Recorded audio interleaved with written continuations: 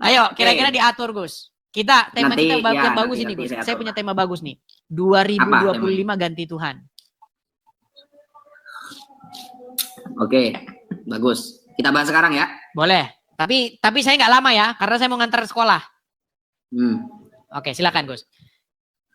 Kamu lah kan kamu. Langsung Oke, baik. mulai. Saya mulai ya, saya Ya. mulai. Tapi jangan ganti-gantian ngomong. Kita boleh saling potong, tapi yang santun lah. Jangan ini. Gini, Gus. Ya. Kan kata Tuhan ini, itu kan bahasa Indonesia. Betul? Oke. Tuhan. Kata ini nggak pernah muncul di Quran. Nggak pernah muncul di Bible. Karena bahasa Indonesia. Nah, selidik punya selidik, telusur punya telusur. Kata Tuhan ini, bahasa Arabnya adalah kata Rob. Misalnya tertulis di dalam surat At-Taubah ayat 31. Mereka menjadikan ulama-ulama sebagai Rob. Ya kan? Banyak kata Rob itu yang artinya adalah Tuhan. Nah, tadi kemarin saya udah ngobrol sama Daman Al-Mantiki. Dia ahli mantiknya orang APII. Sudah mengakui bahwa Muhammad itu memang Robnya umat muslim. Nih, kalau Gus Wapi kalau mau ini, dengarkan sebentar ya. Sedikit aja potongannya nih. Bagaimana dia mengakui ini nih. Selanjutnya, dia menantang saya untuk mengatakan kepada seluruh umat muslim bahwa Nabi Muhammad adalah Rob. Wahai umat muslim, percayalah bahwa Nabi Muhammad itu adalah... Sebentar ya, sedikit aja. Percayalah bahwa Nabi Muhammad adalah Rob kita. Percayalah bahwa Allah Ta'ala adalah Rob kita. Puji Tuhan. Untuk menunjukkan apa? Emang kami masalah kepada Nabi Muhammad mati? Rob kami mati? Enggak masalah. Jadi dia nggak masalah, Gus. Nah makanya saya bilang, ketika kalian sudah menjadikan Muhammad sebagai Rob kalian, saya mengajak nih di tahun 2025 untuk berhenti menjadikan dia sebagai Rob kalian. Jangan. Yang harus dijadikan Rob kita, yang harus dijadikan Tuhan kita, itu harus Yesus, Gus. Jangan Muhammad. Begitu, Gus. Nah nanti saya minta tanggapan Gus Wapi secara khusus nih. Karena ini kan saya takut nanti si Daman dipecat dari APII. Gara-gara membongkar ajaran agama Islam yang sebenarnya. Bahwa Muhammad itu memang Robnya umat Islam. Gitu loh. Nah nanti Gus Wapi tolong jelaskan. Kenapa Muhammad itu adalah Robnya umat Islam. Karena yang mengakui Muhammad Rob itu bukan 1-2. Rifa mengakui. Daman, Yusuf PI, Rashid. Semua mengakui nih. Kenapa ini tidak ada pengakuan yang ofisial, yang secara jelas begitu, secara resmi dari APII bahwa memang Muhammad itu adalah Robnya umat Islam. Begitu, Gus. Jadi tolong nanti Gus Wapi berikan pengertian kepada orang-orang Islam yang awam. Rijal juga yang orang yang ngotot banget, tapi dia mengakui Muhammad itu Robnya umat Islam. Kemudian Hussein Ali itu mengakui juga Muhammad umat Islam, Robnya umat Islam. Gitu loh. Jadi saya minta dulu penegasan kepada Gus Wafi supaya umat ini tidak bingung. Ya daripada nanti muktamar atau konsili, ya kan, konsili umat Islam berkonsili tahun 2025 untuk menentukan Muhammad adalah Robnya. Gara-gara ada pernyataan Edis TV dan juga ditanggapi oleh para pendebat-pendebat Islam. Begitu. Yang sudah mengakui Muhammad adalah Rob. Nah saya minta Gus Wapi tanggapi. Ini biar jelas. Nah nanti kalau memang betul bahwa Muhammad itu adalah Robnya umat Islam. Nah saya menawarkan kepada Gus Wapi untuk mempensiunkan atau menggantikan ya atau memberhentikan Muhammad sebagai Rob, diganti menjadi Yesus sebagai Rob kalian yang kepadanya kalian harus patuh, taat, tunduk dan mengikuti. Karena itu kan pengertian Rob dalam agama Islam. Sesuatu yang kepadanya kalian harus dipimpin, dikendalikan, taat, tunduk, patuh, mengikuti apapun perintahnya. Seperti itu. Pemilik lah intinya. Penguasa gitu.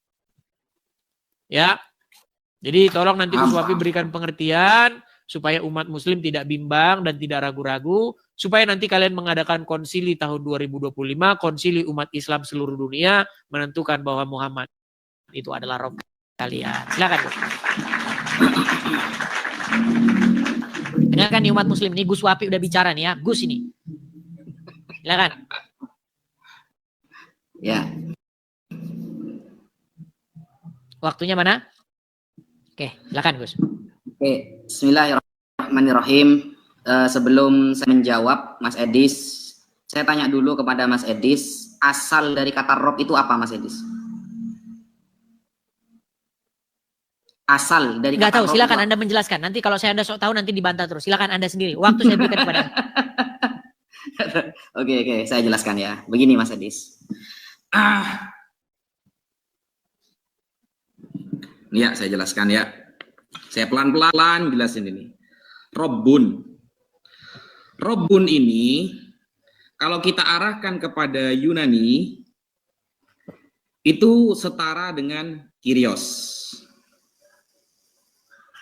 Kyrios. Nah, Robbun ini dengan Kyrios itu setara. Maknanya adalah Tuan atau Tuhan atau pemilik, ya. Pemilik. Nah, bedanya di dalam kamus bahasa Arab, Mas Edis, kan Al-Quran itu pakai bahasa Arab, hadis itu pakai bahasa Arab. Berarti kita itu harus menelaah dari lughatnya, dari bahasanya. Kyrios dalam perspektif Kristen itu bisa dua. Bisa kepada insani, bisa kepada ilahi. Ini pemahaman ya. Ini pemahaman, bukan keterangan dari bahasa itu sendiri. Dalam Kristen, Kyrios itu bisa dua. Bisa kepada insani, bisa kepada ilahi. Kata Robbun di dalam bahasa Arab bisa dua juga. Bisa kepada insani, bisa kepada ilahi. Nah, kapan Robbun ini bermakna kepada insani?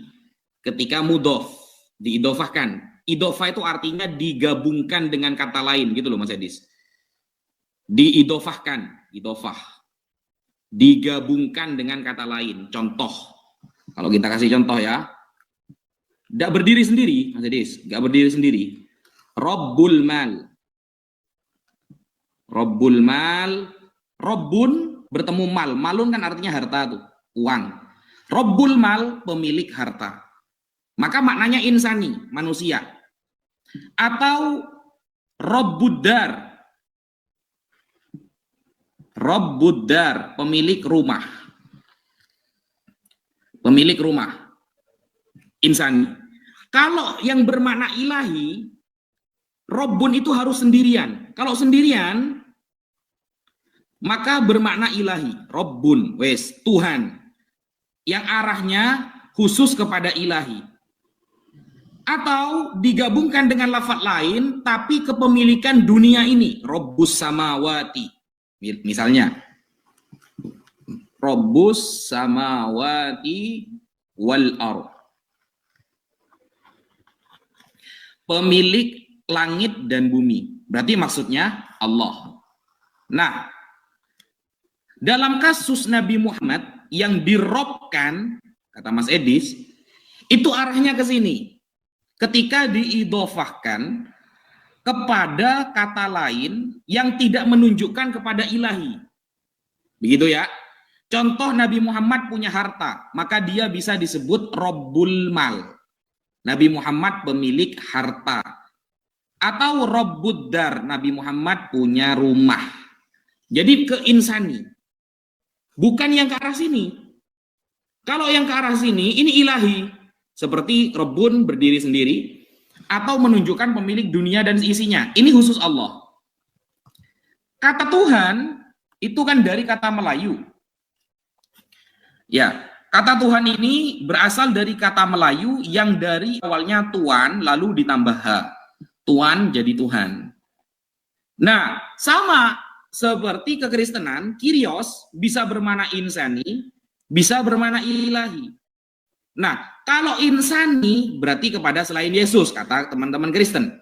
Kalau ilahi bisa berarti kepada Yesus. Tetapi ingat Mas Edis, apakah Kyrios bisa disematkan kepada Bapa, Sang Bapa? Nah, coba dibahas Mas Edis. Begitu ya. Itu keterangan yang sangat pelan. Kalau masih gak paham, entahlah ya. Baik, saya paham Gus. Cuman ada satu ketidak terus terangan dari Gus Wafi. Oke. Ya, tidak tegas. Saya sangat paham, tapi Gus Wafi di sini kurang tegas. Apakah Muhammad itu adalah robnya umat? Saya nggak bilang Muhammad itu robnya uang, ya udah pasti Gus. Anda pun adalah rob bagi uang Anda itu. Uang yang ada di dompet Anda itu. Siapa robnya? Pemilik dari uang itu. Anda.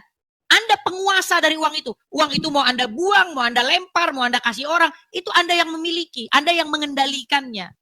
Nah, saya tidak berbicara dalam skala yang kecil begitu, Gus. Saya berbicara dalam skala yang besar. Siapa sebenarnya robnya umat ini?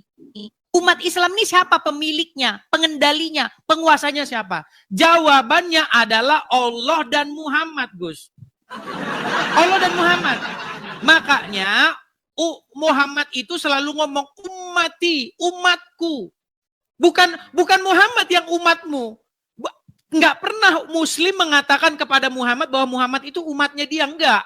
Tapi Muhammad yang ngomong kepada umat Muslim bahwa mereka itu umatnya Muhammad. Gitu loh. Artinya pemiliknya umat Islam, pengendali, pengatur, itu adalah Allah dengan perantaraan Muhammad. Ini yang berusaha saya coba pahamkan kepada umat Islam. Itu sebenarnya konsep itu adalah konsep agama Kristen. Gitu loh. Siapa pemiliknya orang Kristen ini siapa? Pemilik gereja ini siapa? Makanya Paulus menjelaskan di dalam suratnya, dikatakan begini, bahwa kepala dari jemaat itu adalah Kristus. Yesus itu kepala dari jemaat ini. Kami orang Kristen yang bermiliar-miliar ini, kepalanya itu Yesus. Nah, siapa kepalanya Yesus? Kepalanya Yesus itu adalah Bapa di sorga. Makanya, bagaimana cara kami dikendalikan oleh Bapa di sorga? Bagaimana caranya kami menjadikan Bapa di sorga itu sebagai kurios, sebagai Rob, sebagai Gusti? Dengan menjadikan Yesus sebagai Gusti kami, sebagai kurios kami, sebagai Tuan, sebagai Tuhan kami. Gitu loh. Dengan cara demikianlah kami mematuhi, menaklukkan diri kepada Bapa di sorga. Sebenarnya kalian juga melakukan hal yang sama. Kalian menaklukkan diri, mematuhi Allah dengan cara patuh kepada manusia yang bernama Muhammad. Sebenarnya kalau kita saling memahami itu enak, Gus.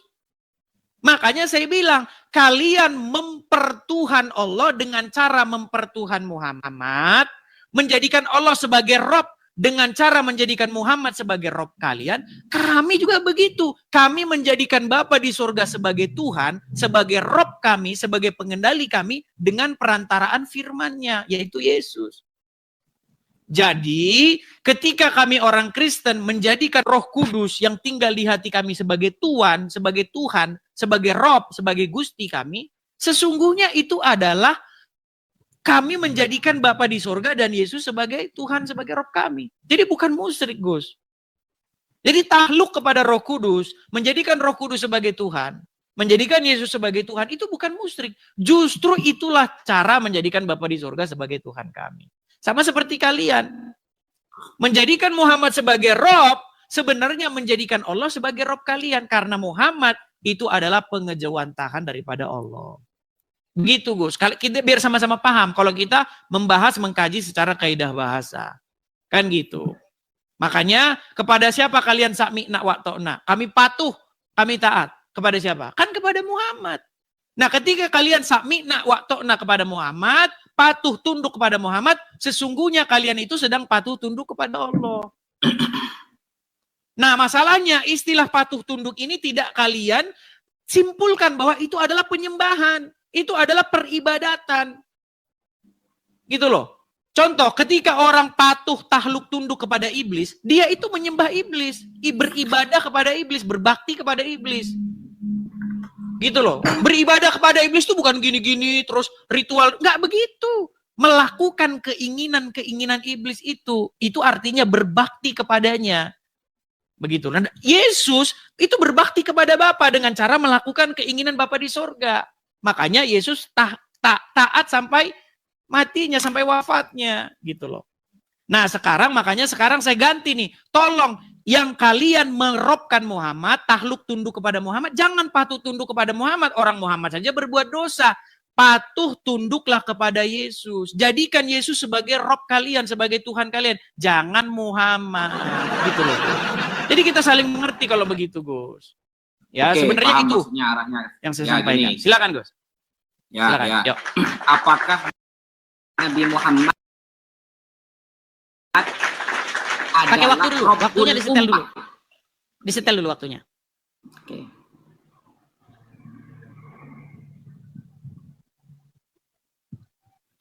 Ya, jadi begini. Pertanyaan dari Mas Edis, apakah Nabi Muhammad adalah Rabbul Ummah? Begitu ya? Kata Rabbun diidofahkan kepada umat, pemilik umat ini. Kan begitu. Kita bahas ya. Sekarang kata Rabbun dengan diidofahkan kepada lafal al-ummatu, umat. Nah, Rabbun kalau sendirian maka arahnya ke ilahi.